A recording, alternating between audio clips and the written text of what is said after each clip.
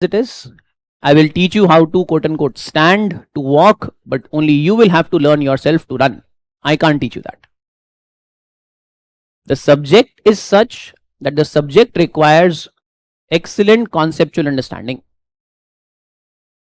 There are 1000 facts that you will come across. Very few of them will be taught to you in the class. Most of them you will come across via newspapers, via current affairs. In your exam, you will see those facts.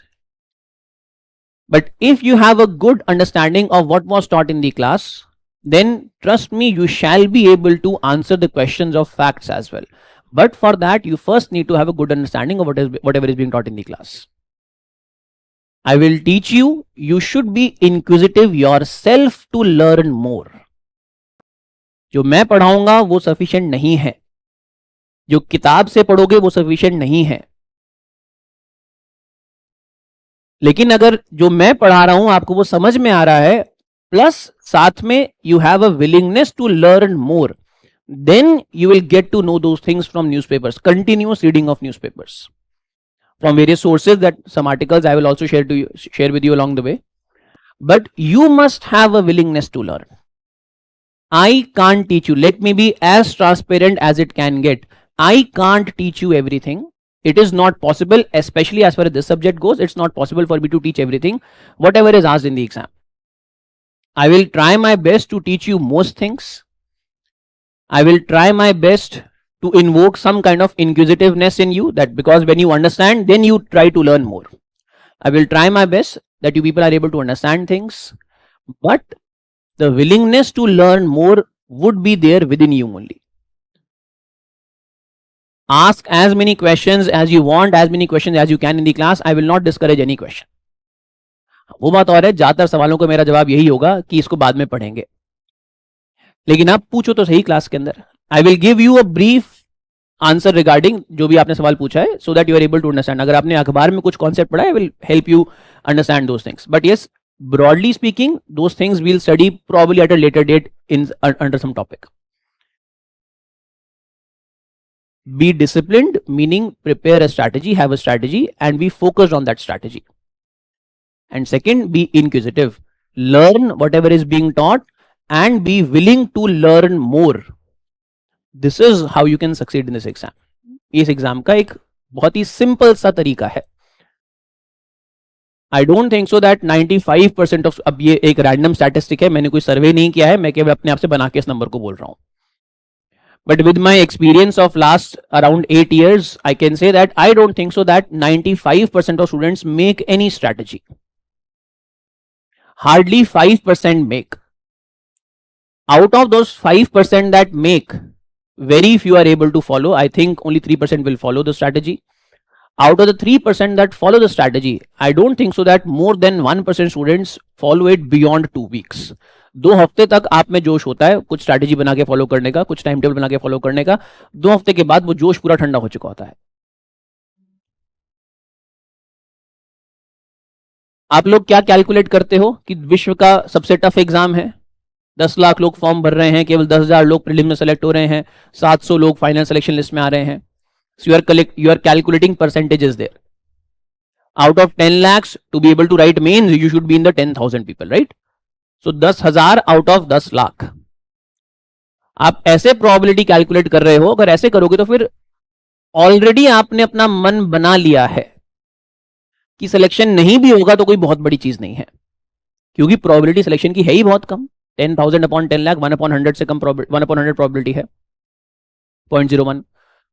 So आपने already मन बना लिया है that out of 100 people that write, only 0.01 people will get selected. Hence 99.99 people will not get selected.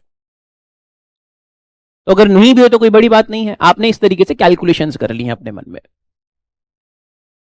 लेकिन अगर आप calculation इस तरीके से करते हो कि 10 लाख में से केवल 5% लोग ऐसे हैं जो सीरियस हैं, मतलब 50,000 लोग हैं जो सीरियस हैं, जिन्होंने स्ट्रैटेजी बनाई है, और उनमें से कुछ ही लोग हैं जो स्ट्रैटेजी फॉलो कर रहे हैं. Now that you start to realise that only 50,000 people probably are the serious candidates in this exam. Now you realise that your probability of getting selected is quite high. आपको 10,000 out of 50,000 में आना है. लेकिन अगर आप 10,000 out of 10 lakh सोच रहे हो तो ऑलरेडी आपने अपने सामने एक माउंटेन रख दिया जिसको आप मनी मन मान चुके हो कि क्लाइंब नहीं कर सकते हो. To be able to get selected, to have a high probability of getting selected. Now, whether you get selected or not, that depends upon thousands of factors. केवल discipline और inquisitive नहीं है, luck बहुत ही बड़ा factor है. In fact मेरी मानो तो सबसे बड़ा factor होगा luck. अब लेकिन luck हमारे हाथ में नहीं है ना. अगर selection होना है, then you have to be within those 50,000 people. 50,000 में से 10,000 में आना वो बहुत छोटी सी ज्यादा बड़ा मुश्किल काम नहीं है. 10 लाख में से 10,000 में आना वो बहुत daunting task है. Are you in those 50,000? Are you on that path to be amongst those 50,000? For that, you would need, as I said, discipline and a willingness to learn more. You must be inquisitive, you must be disciplined. Now, these two qualities, these are properties of one person's character. They will not be built in the class. I can't teach you to be disciplined. आप सब लोग 21-22 साल के तो at least हो ही, तो आपको अब मैं डिसिप्लिन नहीं सिखा सकता हूं. आप अब मैं आपको जिज्ञासु मतलब इंक्विजिटिव नहीं बना सकता हूं.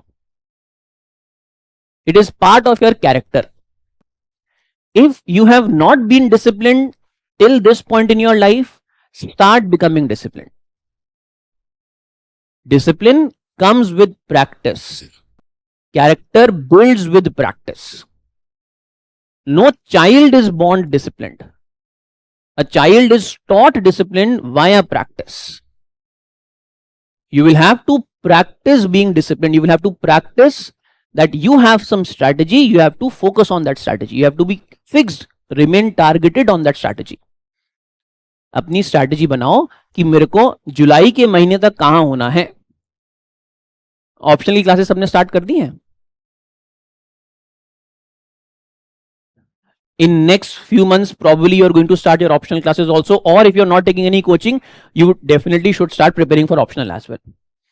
तो क्या एक टारगेट नहीं रख सकते हो क्या अपने पास कि when there is मेंस कब होगा? सितंबर में मेंस होगा.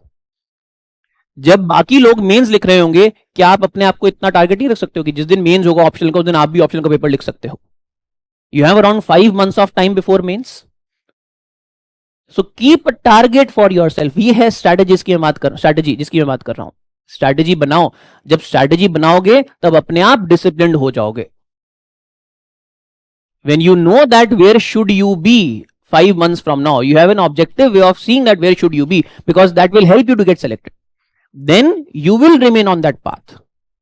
You will purposefully become disciplined. Discipline then becomes part of your character. So before we begin the classes, my 2 cents of advice to you, and I will repeat these things several times during our syllabus also, during our classes also, that strategy बनाओ. आजकल ये ज्ञान मैं बच्चों को ज्यादा दे रहा हूं क्योंकि अब प्रीलिम्स आ रहा है. अब 2023 वाले बैचेस तो खत्म हो गए हैं. जो 2023 वाले बैचेस थे वो जो खत्म हुए हैं उनको मैंने पहली क्लास में भी यही ज्ञान दिया था. और अब जब लास्ट खत्म हुए तब मैंने पूछा कितने बच्चों ने स्ट्रैटेजी बनाई है. So hardly a few people were the ones who had made any strategy. And now all of them are deferring their decision to give prelims to next year. You have wasted. Now they will realize the importance of 1 year. जुलाई के महीने में जब 29 तारीख 28 तारीख को prelims होगा तब तो बड़े खुश होंगे कि अच्छा वो प्रीलिम्स नहीं दिया. लेकिन जून के महीने में सबको लगेगा कि यार दे ही देते. 1 साल अभी और बिताना है इस इंडस्ट्री के अंदर हमको. तो बाद में रिग्रेट करने से अच्छा है पहले ही अपनी स्ट्रैटेजी बनाओ. So please do make a strategy. Remember the 2 words, discipline and inquisitiveness. ठीक है, चलो let's start with our discussion